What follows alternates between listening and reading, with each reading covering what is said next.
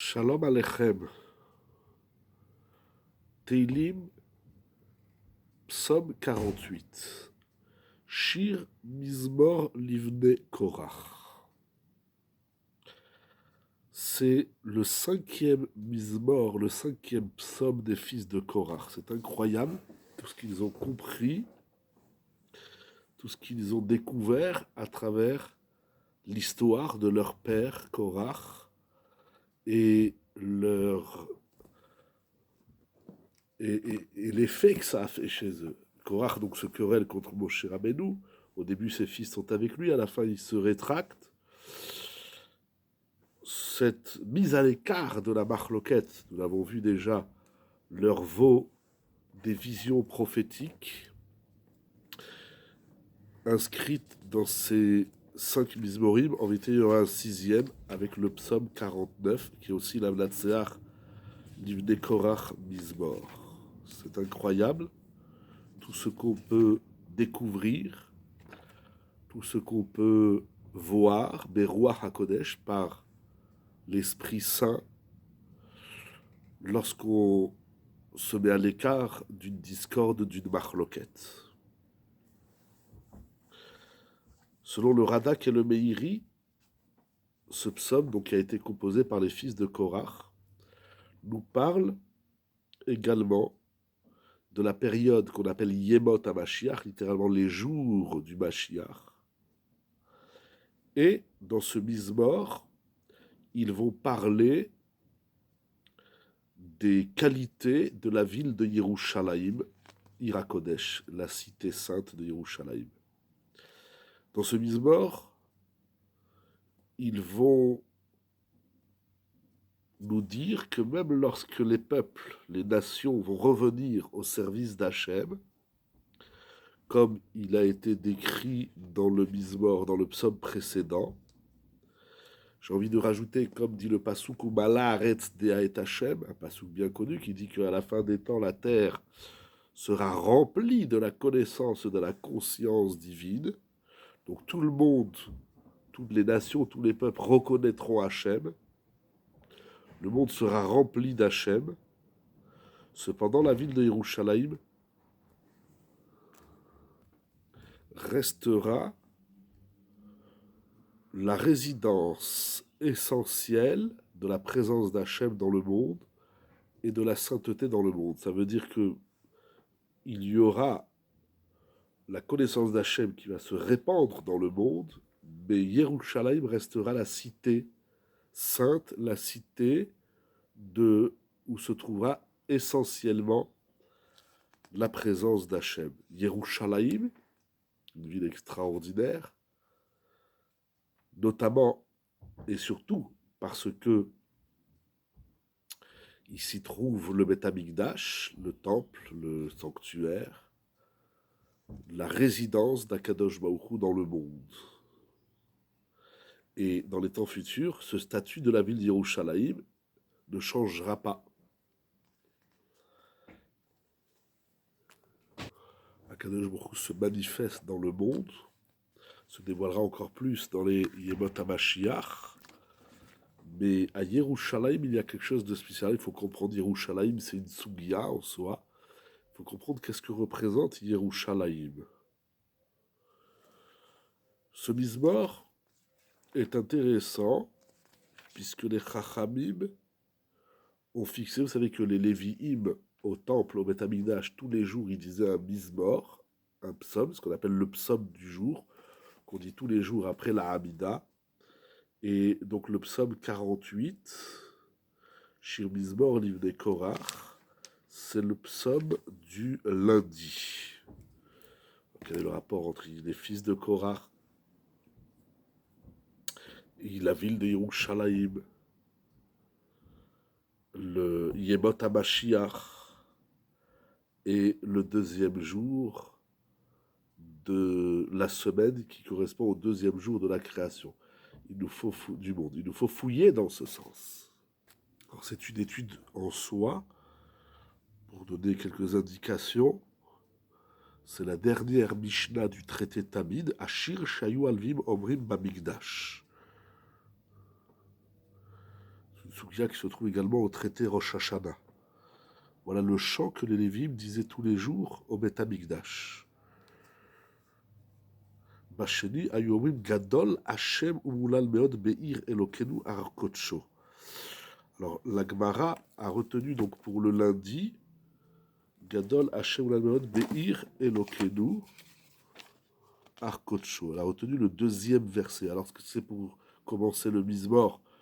Bien sûr, il disait tout le Mizmor, mais c'est quoi la partie essentielle? Peut-être qu'on peut lire comme ça. Hachem est grand, Gadol Hachem Umrulal Meod. Il est grandement louable, où il sera, il a Lavo dans le futur, Be'ir Elokenu, dans la ville d'Hachem. Be'ir Elokenu Har Kodsho, dans son sein, dans sa sainte colline, Har Kodsho. Ça veut dire, le Sforno et le Ri et Ben Yirchia expliquent, Gadol Hachem. Hachem est très grand, en tout lieu. Mais il l'est encore plus à Yerushalayim. À Yerushalayim, on découvre encore plus la grandeur divine. Puisque dans cet endroit se dévoile encore plus, se manifeste encore plus la présence d'Hachem. C'est ça, Meulal Meod Beir Elokenu. Alors la Gemara, au traité Rosh Hashanah 31a, explique, c'est rapporté dans le Pirouge du Roche, dans Masechet Tamid, que ceci correspond au deuxième jour de la création, parce qu'en ce deuxième jour, Chalak Ma'asav, il a partagé, il a divisé, il a mis en place son œuvre, il a régné, ou Malach Aleem, Vedit Allah Veyashav al Kisekevodo. Il a régné sur le monde, la Malchut d'Hachem, le règne d'Hachem se dessine le deuxième jour de la création, et il s'assoit sur son trône céleste, Kisekevodo, le trône de sa gloire. C'est intéressant ce parallèle entre le deuxième jour où il y a cette mise en place de Malchut Hachem, de la royauté divine, qui va s'étendre dans l'histoire et éclore au maximum, au sommet, dans Yemot HaMashiach. Il faut réfléchir, pardon, je soulève beaucoup d'interrogations, mais c'est dans l'analyse donc de ce Mizmor, le deuxième jour de la création, Akadosh Baruch Hu a séparé les eaux d'en haut, les eaux d'en bas. Alors c'est hyper intéressant parce que dans cette Havdalah des eaux d'en haut et des eaux d'en bas, d'ailleurs dans le deuxième jour, il n'est pas écrit Vayar Elohim, Hachem, il a vu que tout ce qu'il a fait était Tov. Parce que justement dans ce deuxième jour, il a Akadosh Baruch Hu créé le concept de la Havdalah, de la séparation. Dans Rashi, je cherche dans Rashi, qui va dire que le deuxième jour, c'est pas écrit Kitov.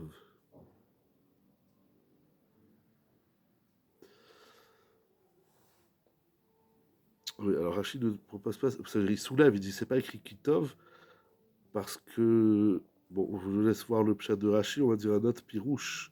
C'est parce qu'il y a eu cette séparation. Alors c'est intéressant parce que ça touche complètement l'histoire des fils de Korach, où donc d'abord ils se séparent de leur père se sépare de Moshe. Ensuite, dans la paracha de Korach, Akadosh Baruch Hu, il demande au peuple de se séparer de Korach et de sa faction. Donc il y a une notion de Havdalah, qui est la bénédiction du samedi soir, comme tout le monde sait, de la Havdalah. Il y a cette ambivalence de la Havdalah qui, d'un côté, c'est quelque chose qui s'impose, parce qu'on ne vit pas dans un monde où tout est mélangé. On passe notre temps à séparer les éléments, des plus basiques jusqu'au concept, jusqu'au mental et l'intellectuel. Et d'un autre côté, il y a la Havdalah qui est négative. Il a séparé les eaux d'en haut, les eaux d'en bas. Il y a un midrash qui dit que les eaux d'en bas sont pas contentes, elles pleurent, elles disent mais pourquoi nous on est en bas et pas en haut? En tout cas, il n'y a pas le kitov. Intéressant toute cette notion. Et le Sefer HaKadmon, ça va rejoindre l'idée du Sefer HaKadmon, qui dit que ce Mizmor, la Ségoula de ce Mizmor, c'est les Afrid Asonim, c'est-à-dire faire peur aux ennemis, Donc se séparer, éloigner les ennemis. C'est pour éloigner les ennemis. Ils ont compris, les fils de Korach, que parfois il faut se séparer, malheureusement parfois même de son père, qui fait des mauvais choix.